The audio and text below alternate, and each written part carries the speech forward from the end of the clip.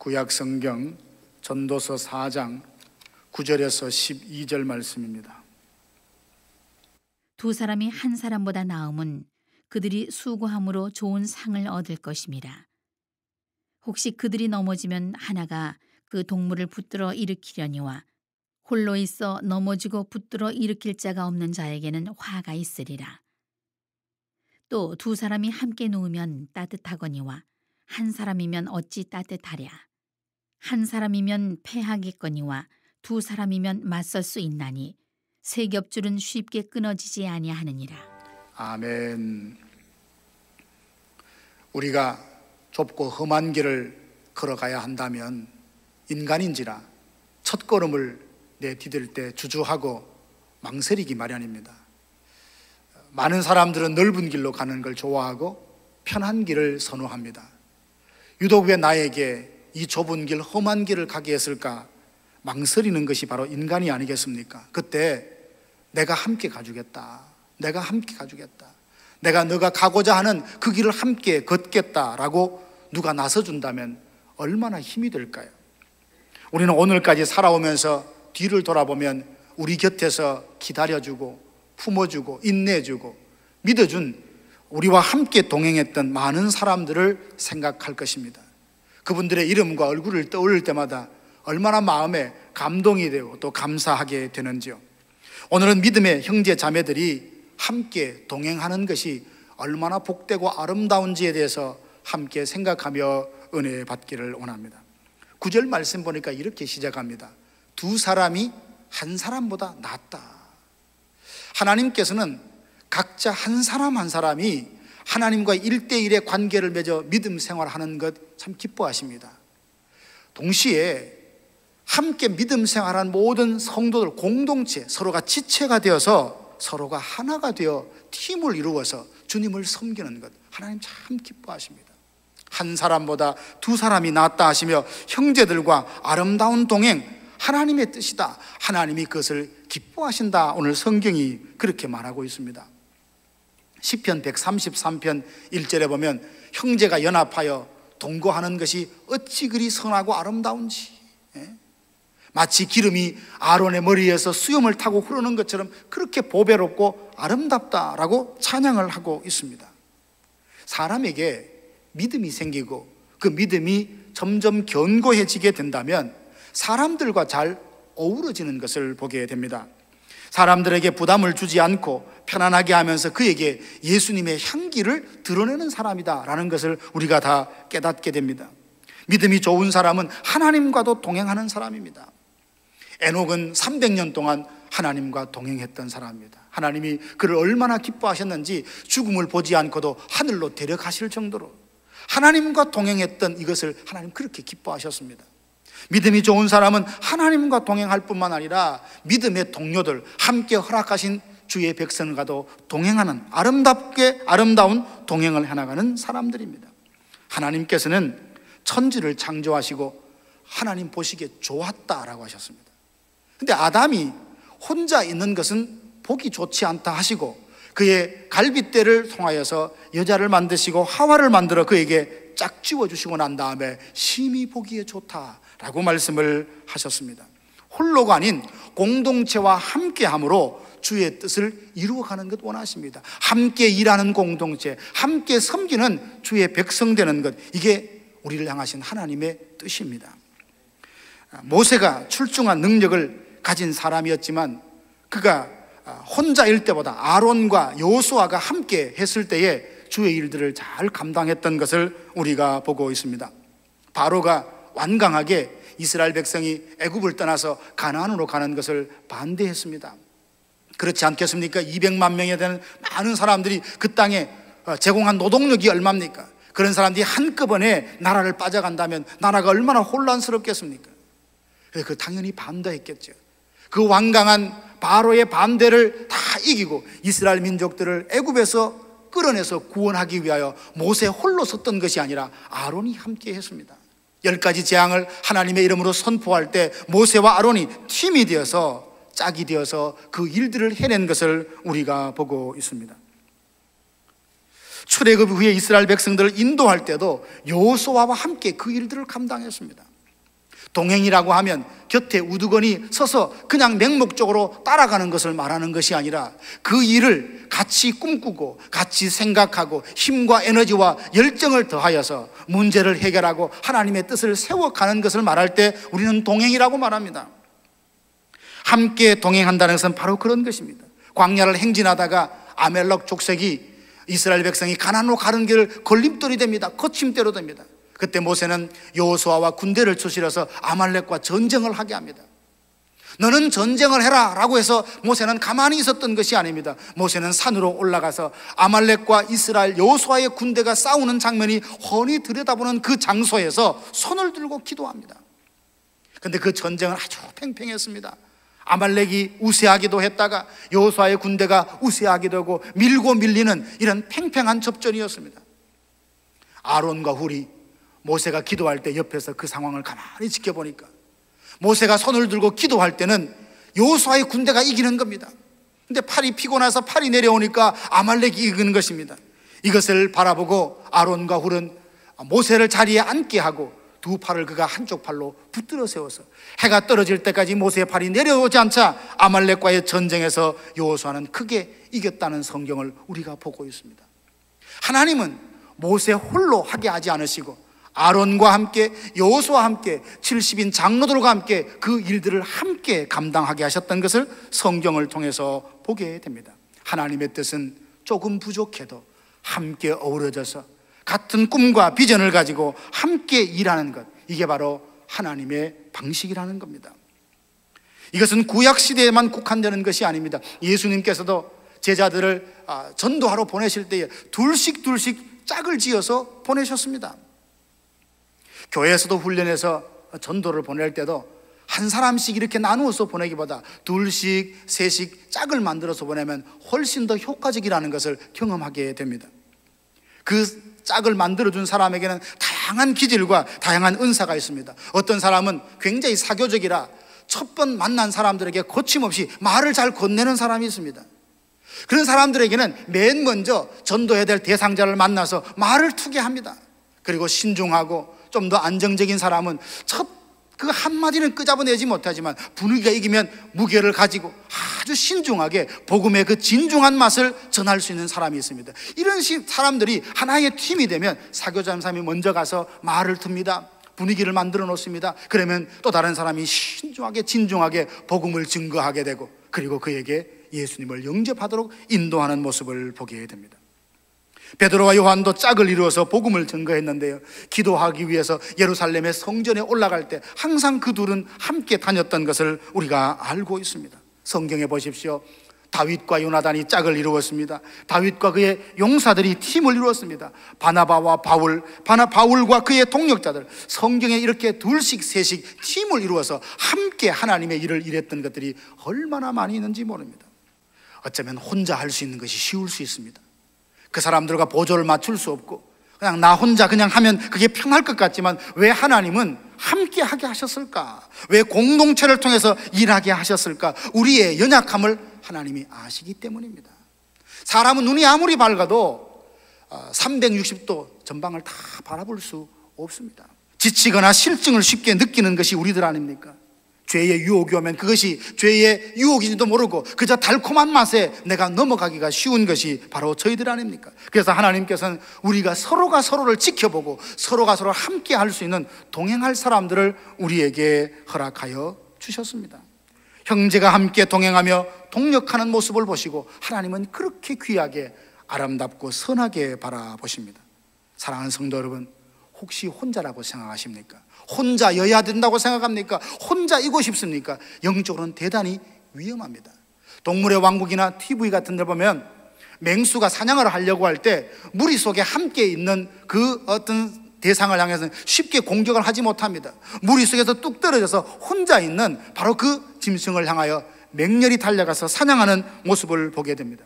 사단은 지금도 우는 사자처럼 삼킬자를 두루 찾고 영적인 하나님의 사람들을 그렇게 삼키려고 그렇게 하고 있습니다. 이럴 때 믿음의 공동체가 함께 기도하고 함께 섬기고 하나 되어 있는 모습을 할 때 사탄은 쉽게 공략할 수 없을 것입니다.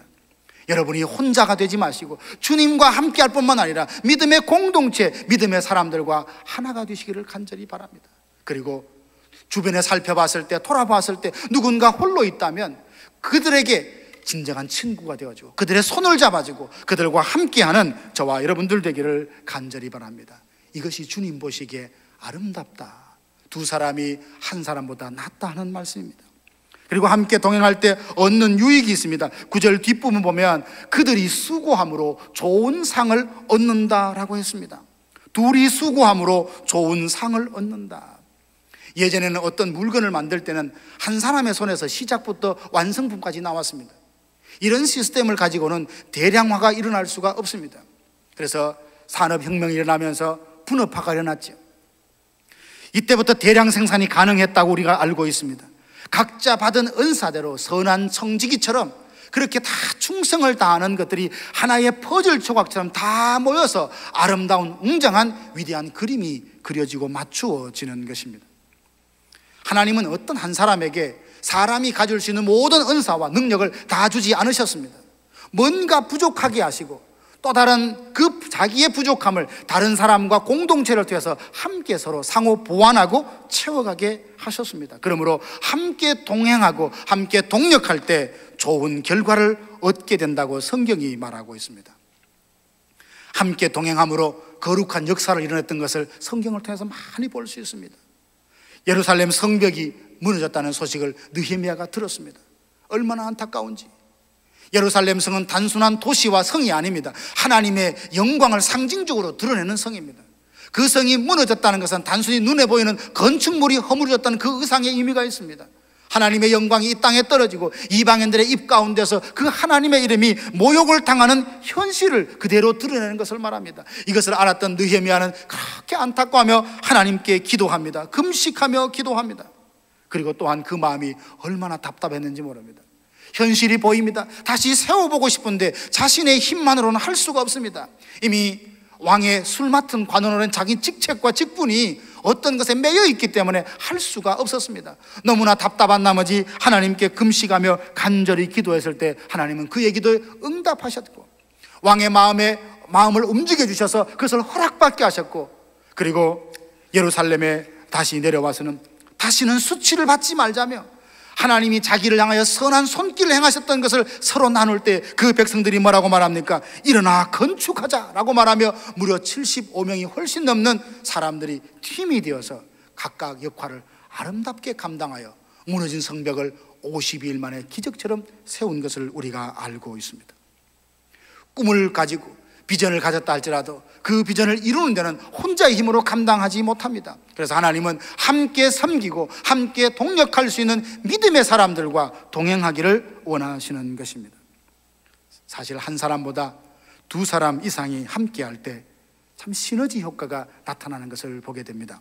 여러분 잘 아신 대로 시너지 효과라는 것은 상승 효과라는 말인데 1 더하기 1은 2가 맞지만 시너지라는 건 뭡니까? 1 더하기 1이 2 이상 3이 될 수도 있고 5가 될 수 있는 이 형상을 시너지라고 말합니다. 신명기 32장에 보면 그런 말씀이 있습니다. 한 사람이 천을 쫓고 두 사람이 만을 쫓는다. 이게 바로 시너지에 대한 말씀입니다. 한 사람이 천을 쫓으면 두 사람이면 2천을 쫓는다고 말씀 안 하시고 두 사람이 만을 쫓아낸다고 말씀을 하십니다. 이처럼 믿음으로 하나님을 신뢰하는 사람들이 온전한 연합을 이루었을 때 놀라운 힘과 능력을 나타낸다는 것을 약속하고 있습니다. 9절에 보면 그들이 수고함으로 좋은 상을 얻는다 했습니다. 혼자일 때보다 믿음의 사람들이 그리스도 안에서 성령 안에서 온전히 하나 되어 함께 이들을 감당할 때 놀라운 일들이 일어난다는 것을 성경이 약속하고 있습니다. 사랑하는 성도 여러분, 하나님께서 함께 걸어가도록 여러분에게 허락한 그 동행자가 있음에 감사하고 그리고 그런 사람이 없는 사람에게 여러분에게 다가가서 동행자가 되어주시기를 바랍니다. 그래서 함께 하나님의 나라를 세워가는 거룩한 군대로 우리 교회가 쓰임받게 되기를 간절히 바랍니다. 또 왜 두 사람이 한 사람보다 더 낫다 하셨느냐? 10절 말씀해 보니까 혹시 그들이 넘어지면 하나가 그 동물을 붙들어 일으키려니와 홀로 있어 넘어지고 붙들어 일으킬 자가 없는 자에게는 화가 있을 것이다 라고 했습니다. 우리는 다 홀로 서기에는 부족함과 연약함을 다 갖고 있지 않습니까? 시편 107편에 보면 이런 말씀이 있습니다. 광야 사막길에서 방황하며 거주할 성읍을 찾지 못하고 줄이고 목이 말라 영혼까지 피곤했노라 라고 말합니다.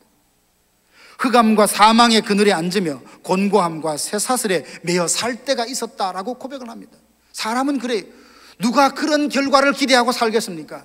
나는 망해도 좋아, 나는 고통을 당해도 좋아, 그렇게 하며 인생을 살아가는 사람 아무도 없습니다. 다 행복을 꿈꿉니다. 다 성공을 꿈꿉니다. 다 승리를 꿈꾸지만 내가 원하는 대로 안 된다는 것이 절실하게 우리가 경험하는 삶이 아닙니까? 홀로 서기는 부족함과 연약함이 있습니다. 그러나 누군가 옆에 있다면 내가 넘어졌을 때 손을 내밀어 우리를 붙들어 줄 사람이 곁에 있다는 것이 얼마나 감사한지 모릅니다. 이적이란 가수가 부른 노래 중에 다행이다라는 노래가 있더라고요. 그 가사를 보면 참 이런 내용이 있습니다. 그대를 만나고 그대와 마주하며 숨을 쉴 수 있어 다행이다. 거친 바람 속에서도 젖은 지붕 밑에서도 홀로 내팽개쳐져 있지 않다는 게 다행이다. 힘이 들면 안고 울 수 있는 그대가 곁에 있어서 다행이다. 물론 세상 대중가요 가사입니다. 근데 이 내용을 가만히 보니까 오늘 이 말씀과 매칭이 되는 거예요. 내가 혼자였으면 어쩔 뻔했나? 내가 신앙이 없었으면 어쩔 뻔했나? 내가 신실한 기도하는 믿음의 사람이 주위에 없었으면 어쩔 뻔했나? 주위에 누와 함께 동행할 수 있는 하나님의 사람이 있다는 것이 얼마나 감사의 제목인지 모릅니다. 하나님 앞에 참 다행이다, 감사하다, 하나님이 우리에게 주신, 나에게 주신 선물이다, 그렇게 고백할 수밖에 없었습니다. 우리들 중에 어떤 사람들은 혼자 힘으로도 척척 어떤 일을 잘 해내는 사람이 있을지 모르겠습니다. 그래서 주변에 있는 사람들을 도울 것 없어 그냥 지켜봐, 그런 사람이 있을지 모릅니다. 그런 능력이 있다 할지라도 다른 사람들과 함께 그 일을 잘 마무리해가서 모든 일이 끝났을 때 누구 몇 사람이 그렇게 했지가 아니라 우리가 그 일을 했다고 결론을 맺을 수 있도록 함께하는, 함께 섬기는, 함께 사역하는 바로 이런 교회가 될 때 하나님은 우리 교회를 다시 보시고 새롭게 사용하실 것입니다. 문제가 생길 때는 내 때문이라고 자기 스스로를 돌아보게 하시고, 잘 되었을 때는 내가 한 것이 아니라 우리가 했다고 말할 수 있는 바로 이런 사람, 이게 지혜로운 사람이고 덕스러운 사람이 아니겠습니까? 혼자 하지 않고 누군가와 함께 할 사람이 있다는 것 참 감사합니다. 아내가 있고 남편이 있고 자식이 있고 부모가 있고 나를 어떤 SOS를 치면은 급하게 기도해 주시는 믿음의 동료가 내 주위에 있다는 것이 얼마나 감사한지 모릅니다. 우리 중에 넘어지지 않는 사람이 누가 있겠습니까? 인생에 지친 비바람을 경험해 보지 않는 사람이 누가 있겠습니까? 그때 뒤돌아보면 내 스스로 일어났기보다 누구의 기도를 통하여, 누구의 손잡아 일으켜줌을 통하여 내가 그 가운데서 일어났던 것을 경험할 것입니다. 하나님은 우리를 구원하십니다. 우리의 필요를 공급해 주십니다. 신령한 방법으로 하늘을 멀고 만나를 주시듯 그런 방법도 있겠지만 믿음의 사람들의 손길을 통하여 하나님은 우리의 필요를 채우십니다. 우리를 위로하십니다. 그러고 보면 곁에 있는 믿음의 사람이 얼마나 감사한지, 나에게 동행자가 있다는 것이 얼마나 감사하고 다행인지 모릅니다. 여러분과 함께하는 가족이 바로 그러하며 여러분과 함께 섬기는 성도가 여러분 인생의 동행자요, 동반자요, 동력자 되심을 믿으시기를 바랍니다. 요나단과 다윗을 한번 생각해 보십시오. 다윗은 자기가 원해서, 자원해서 기름 부어달라 하나님께 구하지 않았습니다. 그저 맡겨진 아버지의 양을 잘 성실하게 돌보았더니 하나님은 그 들에서 양을 돌보는 그 다윗을 보면서 그의 신실함과 성실함을 보고 이스라엘 민족을 그에게 맡겨주셨습니다. 처음에 기름 부음을 받고 난 뒤에 성령의 충만함을 받았지만 사울의 시기를 받아서 얼마나 힘겨운 시간을 지냈는지 모릅니다. 망명생활이 얼마나 고됐는지 모릅니다. 그때 요나단이 다윗을 만나서 이야기합니다. 두려워하지 말라. 내 아버지 사울의 손이 너에게 미치지 못할 것이다. 내 아버지는 왕이고 군대가 3,000이나 있지만 너를 찾아내지 못할 것이다. 하나님은 반드시 너를 이스라엘의 왕으로 세우실 것이다 라고 말하며 다윗으로 하여금 하나님을 힘있게 의지하게 만들었습니다. 얼마나 멋진 동행자요, 친구요, 동력자입니까? 여러분 주위에 이런 사람이 있다면 여러분 참 복을 받은 사람입니다. 그리고 또 다른 사람에게 그런 복된, 그에게 정말 복덩어리 같은 진정 그와 함께 해주는 동행자가 되어주시기를 간절히 바랍니다. 11절 12절 보면 함께함이 왜 좋은가? 두 사람이 한 사람보다 왜 나은가? 누군가와 함께 있을 때 따뜻하다 그랬습니다. 혼자 누우면 그렇지 않지만 함께 누우면 따뜻하다 말했습니다. 그리고 한 사람이면 패하겠지만 두 사람이면 맞설 수 있다라고 말했습니다. 인생의 겨울을 만날 때가 있습니다. 철저히 준비했습니다. 대비했습니다. 그럼에도 불구하고 소망이 얼어붙고 생명의 기운을 느낄 수 없는 인생의 겨울을 만날 때가 있습니다. 봄이 올 때까지 버텨야 됩니다. 기다려야 됩니다. 그때 누군가 인생의 겨울을 만난 사람을 포근히 안아준다면 그 겨울이 힘겹지 않게 오히려 하나님을 찬양하며 인내하며 그 시간을 지낼 수 있을 것입니다. 그리고 사람은 둘일 때 하나이보다 훨씬 더 대적이나 상황에 맞서는 자신감과 담대함을 갖기 마련입니다. 어린아이를 가만히 보면 친구들이나 주위에 힘센 아이들이 자기를 괴롭힙니다. 큰 소리 한번 못 치고 집으로 달려옵니다. 그러면 힘센 삼촌이나 아빠가 가서 누가 이랬어? 그러면 아빠와 함께 가는 그 자체가 신이 납니다. 그래서 친구들 앞에 큰 소리 치지 않습니까? 우리 아빠 왔다고, 힘센 삼촌 왔다고. 누군가 함께 한다는 것이 바로 이런 것입니다. 나 혼자는 도저히 맞설 수 없고 감당할 수 없는 것이지만 누구와 함께 한다면 어느새 내 안에 자신감과 용기와 열정이 생기는 것입니다. 에스더 성경을 잘 아실 것입니다. 페르시아 그 고레스 임금이 포로된 유다 백성들을 다 고국으로 돌아가도 좋다는 명령을 내렸습니다. 근데 많은 사람들이 그 페르시아에서 고국으로 돌아왔습니다. 그러나 돌아가지 않고 그 페르시아에 남아있는 사람들이 있었습니다. 그 중에 모르드게와 에스더가 바로 그런 사람들입니다. 에스더는 하나님의 특별한 은혜를 받아 왕후가 되었습니다. 그 이후로 하만이라는 사람이 왕 다음으로 권력을 얻었는데 자기의 권력 앞에 절하지 않는 그런 모르드게 행동에 괘씸하게 여기고 모르드게뿐만 아니라 모르드게 민족인 유대 민족을 다 멸하기로 날짜를 정했습니다.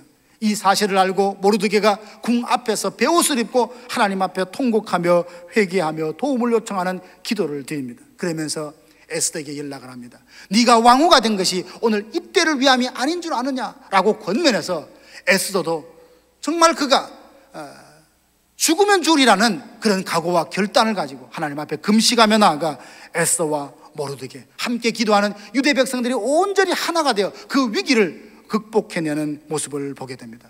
결국은 하만이 자기 마당에 장대를 세워놓고 모르드게의 목을 달려고 했던 그 장대에 자기의 목이 달리는 역전의 현상이 바로 그 에스더 성에서 기록되고 있습니다. 믿음의 사람들이 함께하면, 믿음의 사람들이 함께 무릎 꿇을 때, 함께 마음을 맞추고 비전을 이루고 헌신할 때 하나님은 그들을 통하여 놀라운 일을 해내십니다. 어떤 세상의 비바람도 맞설 수 있는 용기와 담대함을 그들에게 허락해 주시는 것입니다. 사랑하는 성도 여러분, 여러분 곁에 함께 동행할 사람을 두시기를 바랍니다. 친밀하게 마음을 나누고 함께 기도할 경건한 친구들을 두시고 그들과 함께 동행하시기를 바랍니다. 이것이 삶의 버팀목이 되고 넉넉히 이기며 승리하게 하실 것입니다.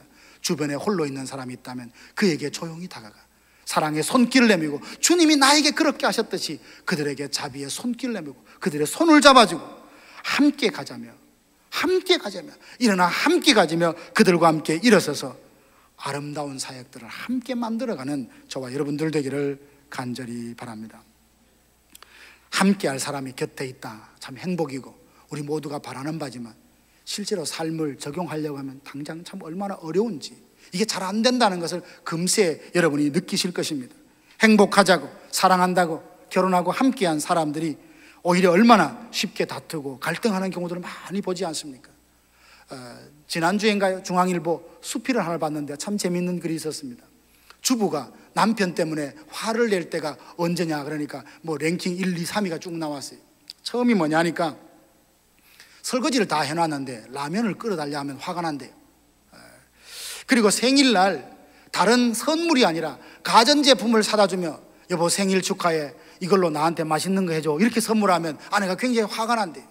근데 독특하게 참 웃지 못할 마지막이 있었는데 그게 뭐냐 하면 눈에 띌 때마다 화가 난다는 거죠. 처음에 결혼했을 때는 사랑으로 행복하자고 결혼했을 것 아닙니까? 근데 어느 세월 지나다 보니까 동반자가 아니라 동행자가 아니라 그렇게 참 나에게 부담이 되고 늘 짐처럼 여겨지는 배우자가 되고 말았더라는 것을 보며 아쉬워가 안타까워하는 그 글을 한번 본 적이 있습니다. 눈에 띌 때마다 화가 난다. 그런 사람들과 어떻게 하나가 되고 하나님이 우리를 부르실 때까지 동행할 수 있을까요? 몇 가지의 생각을 해보면, 첫째는요, 서로 다르다는 것을 수용을 해야 합니다. 참 살다가 보면 남자와 여자가 참 다르다는 것을 얼마나 많이 느끼는지 모릅니다. 저희들도 결혼한 지 이제 24년, 25년이 되어 가는데 정말 너무나 잘 맞다고 생각해서 결혼했는데 날마다 깨닫는 게 뭐냐 하면 참 우리 다르다, 참 우리 다르다.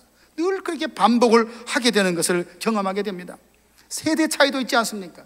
얼마나 이 심했으면 쌍둥이에게도 세대 차이가 난다는 이런 농담을 할까요?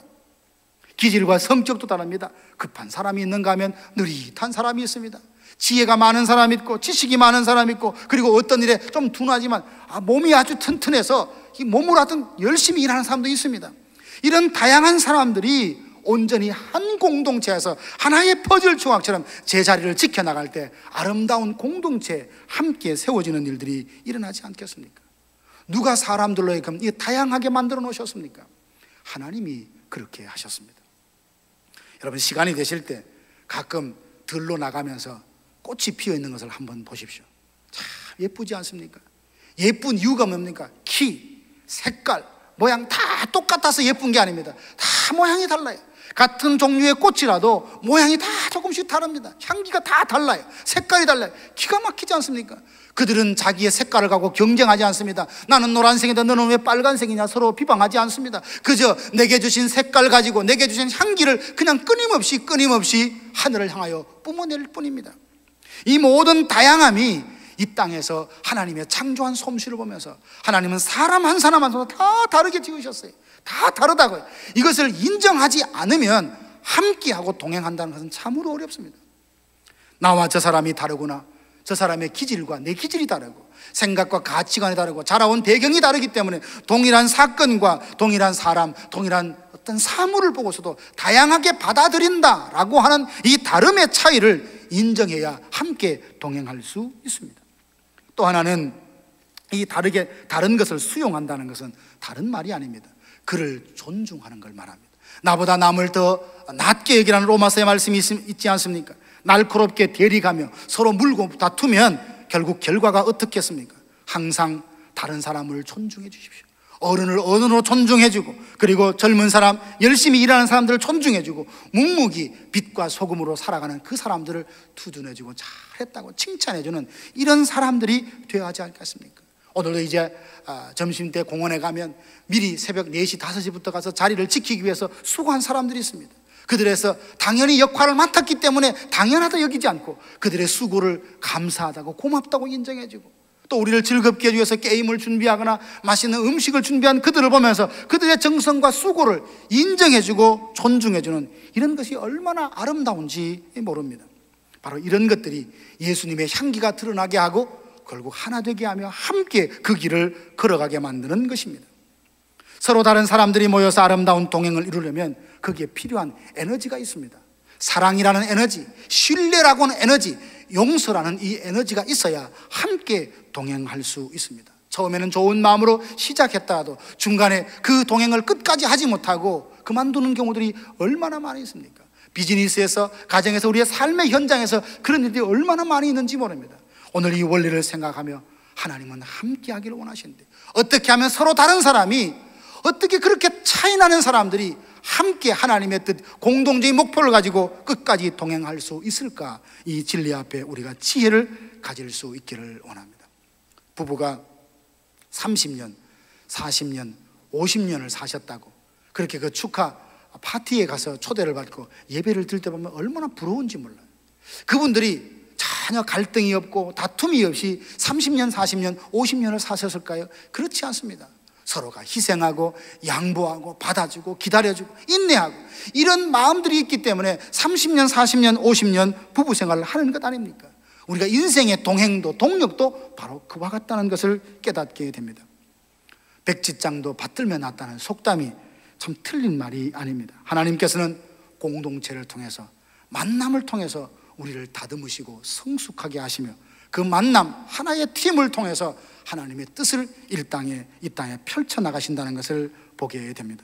주변을 둘러보시고 여러분을 복되게 하라고 여러분에게 동행자로 붙여주신 사람에 대하여 감사하는 마음을 가지시며, 또한 그들에게 여러분들을 보낼 때 기꺼이 함께 동행자가 되어주어서 함께 하나님 나라를 세우고 함께 주님을 섬기는 공동체와 저의 여러분 되기를 주님의 이름으로 축복합니다. 기도하겠습니다.